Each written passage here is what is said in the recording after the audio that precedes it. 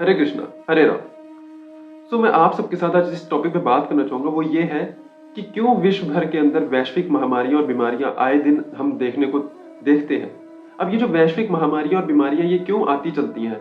हमारे पास जब कहते हैं हम देखते हैं कि कोई भी नेचुरल डिज़ास्टर हमारे सामने आता है, हम देखते हैं कोई भी पैंडेमिक आ जाता है, कोई बीमारियाँ जब आनी शुरू हो जाती हैं पूरे विश्व भर के अंदर, तो हमारे मन में ख्याल आता है कि मतलब हमने तो कुछ गलत नहीं किया, अब ये भगवान ने ऐसा क्यों कर दिया?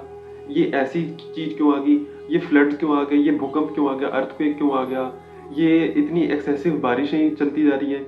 ये कहते हैं कोविड-19 का पैंडेमिक क्यों आ गया? उससे पहले भी कितने सारी स्पेनिश फ्लू, इबोला वायरस कितनी चीज़ें फैलती जाती हैं बीमारियाँ। तो ये हमारे मन में ख्याल आता है। अब इसका ख्याल का हमारे को यही देखना है कि जिस प्रकार से हमने देखा 2020 के अंदर जब कोविड-19 का पैंडेमिक था, वो कितना पीक पे कहते पहुँचता गया और ऐसी बीमारी थी कि कहते वो सॉल्व होते-होते, ठीक होते-होते उसको कितना टाइम लगता गया। अब हमने देखा कि कहते हैं हमारे को लॉकडाउन के अंदर बंधना पड़ गया। पर इसका कहते हैं हमने लॉजिक कभी समझ के देखा?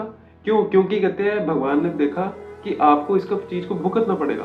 क्योंकि पहले कहते हैं हम क्या कर रहे थे? हम कहते हैं जानवरों को कहते हैं मतलब पिंजरों के अंदर बंद करके रख रहे थे। हम कहते हैं आज कहते हैं हम देखते हैं कहीं भी हम किसी नॉन-वेज की दुकान पे जाएँ या कहीं पे भी हम बाज़ार के अंदर देखें, किस प्रकार से कहते हैं हम कहते हैं देखते हैं मुर्गियों को कहते हैं बंद करके रखा हुआ है पिंजरों के अंदर।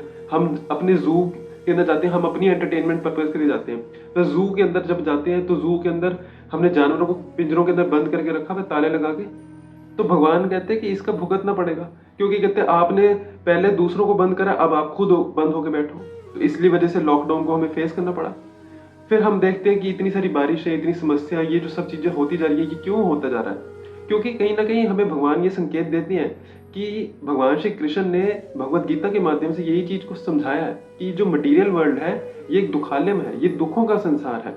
इसमें कहीं न कहीं ये सिर्फ़ और सिर्फ़ संसार जन्म, मृत्यु, जरा व्याधि है। That this material world is only and only a cycle of birth, death, old age and disease. तो हमें मटेरियल अटैचमेंट्स जो हम सोचते हैं ना कि मतलब हम कहीं न कहीं इंसान घमंड करना शुरू कर देते हैं, मेरे पास तो बहुत पैसा है, मैं अरे कोई बीमारी आ जाए, कोई भी समस्या आ जाए, मैं तो कहते हैं अपने पैसों से उसको सॉर्ट आउट कर ही दूँगा।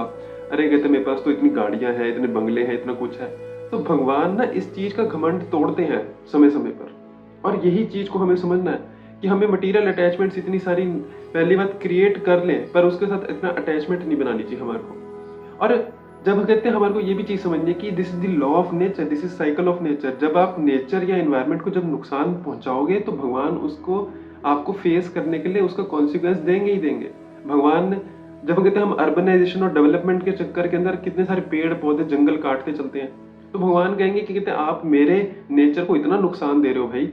Humans are considered to be the highest form of intelligence, but हमने अपनी इंटेलिजेंस को मिसयूज करना शुरू कर दिया। We have misused our liberty of being an human.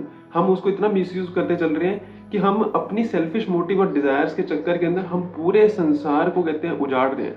हम पूरे संसार को कहते हैं सत्यानाश करते जा रहे हैं। तो जब आप इतना सर्वनाश करते चलोगे, आज लोग धार्मिक स्थानों पे जा रहे हैं, धार्मिक स्थलों पे जा रहे हैं, कहीं पे भी जाते हैं एक पिकनिक स्पॉट बना दिया।